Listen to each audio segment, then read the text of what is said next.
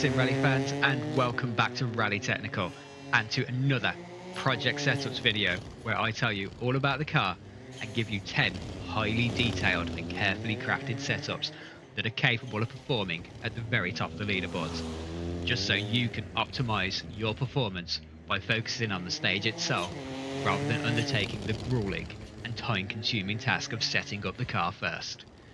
And this week, the car in question is the newly upgraded for 2024 and the recently added to EA Sports WRC as part of the 2024 expansion pack, which costs 30 quid, the Ford Fiesta Rally3 Evo. Those of you that are looking for Rally 1 setups, next week, that's all I'm going to say. So, the Ford Fiesta Rally3 was launched by M Sport Poland back in 2022. However, in 2024, they have opted to upgrade the Fiesta Rally3, largely due to the release of the Renault Clio Rally3, so that drivers could maintain their competitive edge in other competitions. However, in the WRC, the Fiesta Rally3 resides in a single car category called the FIA Junior WRC, or JWRC for short. This category is for drivers under the age of 25, and once you win the category, you're not allowed to take part again, ensuring that this category stays fresh and competitive every year. So, what are the improvements? Visually, the Fiesta Rally3 Evo has the facelift front bumper and grille from the new road-going Fiesta. It also has smaller wing mirrors that make them less usable between the stages, repositioned bonnet vents, or hood vents if you're American, a larger roof intake, and most notably, the Fiesta Rally3 Evo has a new rear wing. And it might look a bit familiar to you, as it's the exact same rear wing from the Fiesta Rally 2. Overall, these visual upgrades, in my opinion, give it a more aggressive rally look. Performance-wise, looking at the tech specs on M Sport's website, they cite no changes in engine performance or configuration. So, it still has a 3-cylinder, 1.5-litre 12-valve EcoBoost engine that puts out 235 brake horsepower at 5,000 RPM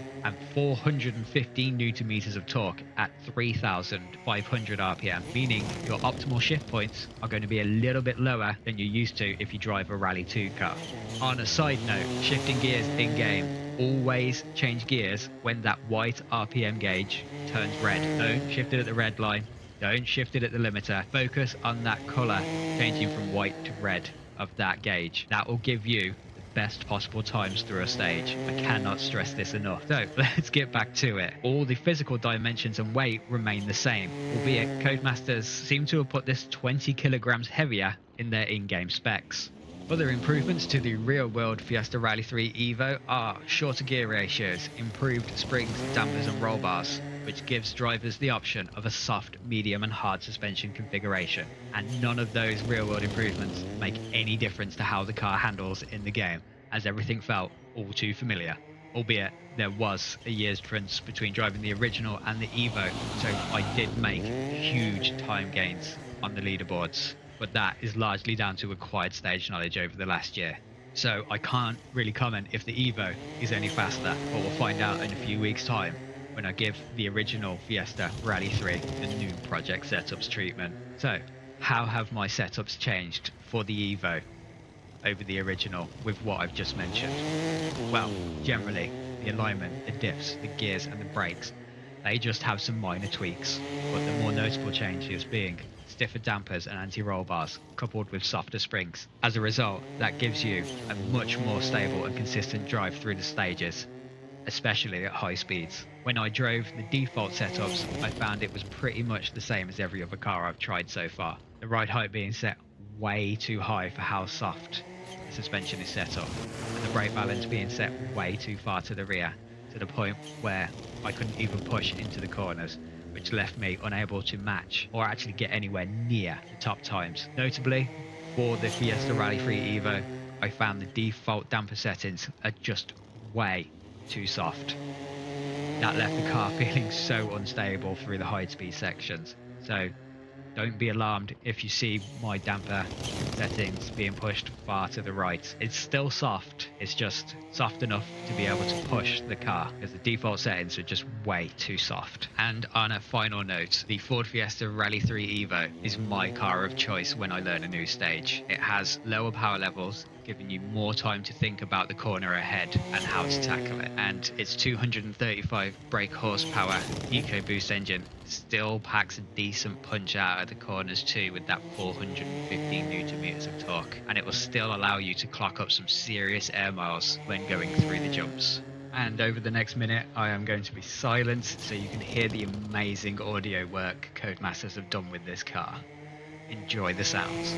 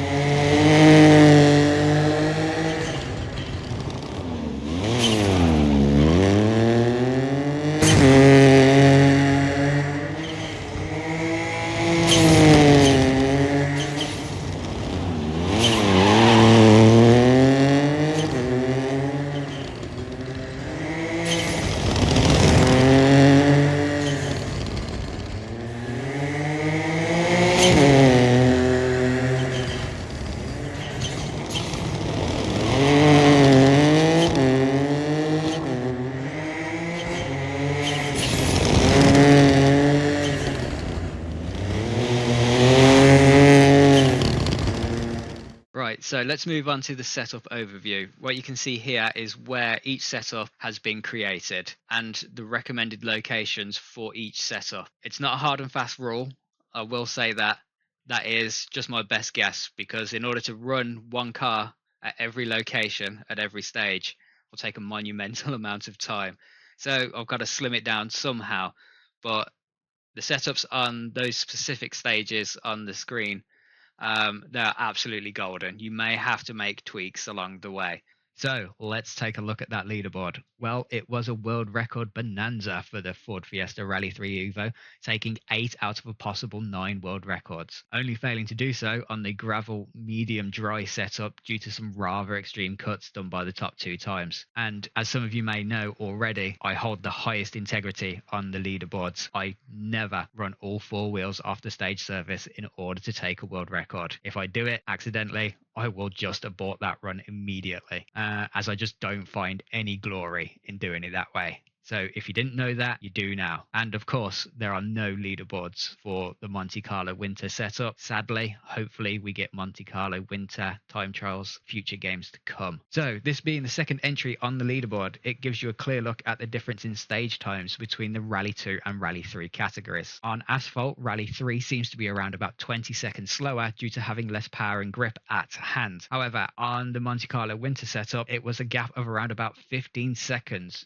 largely due to the black ice section of the stage, with ice being the great equalizer in rally. However, on gravel, that time gap reduced even further where there's less grip, the time difference being around about 10 seconds. Moving on to snow, that grip remains the same at around about 10 seconds thanks to those studded tyres. Overall, that makes the Ford Fiesta Rally3 Evo nearly a full 2.5 minutes slower than the Toyota Yaris Rally 2. That's over 10 stages, meaning that over a full 24 stage rally event, Ford Fiesta Rally3 Evo would be around about 4.5 minutes slower than a Rally 2 car. So if you're running these setups that you're about to see in season mode, quick play, or the online multiplayer clubs, you will need to make adjustments, as all the setups in this video were created in time trial mode with the exception of the Monte-Carlo winter setup. As such, they are optimized for the softest tire compound available at each location in the summer season. In order to maximize the grip levels for each tire compound, you will have to adjust the anti-roll bars, brake pressure and differentials for the gravel setups. For asphalt setups, you will have to adjust the camber as well. So if you're intending to run these setups on different tire compounds and any stage degradation higher than medium, you're more than likely to experience issues with performance That's in the way of understeer, oversteer. You will be locking the brakes, and you will more than likely bottom out if you're running high levels of deg on a stage. Only use these setups as a starting point to build upon your own. However, if you are intending to only run these setups in time trial mode, hunting for your own personal best, then you are in for a treat. And that's all from me. Here come the setups you've been waiting for. I'll see you in the next one.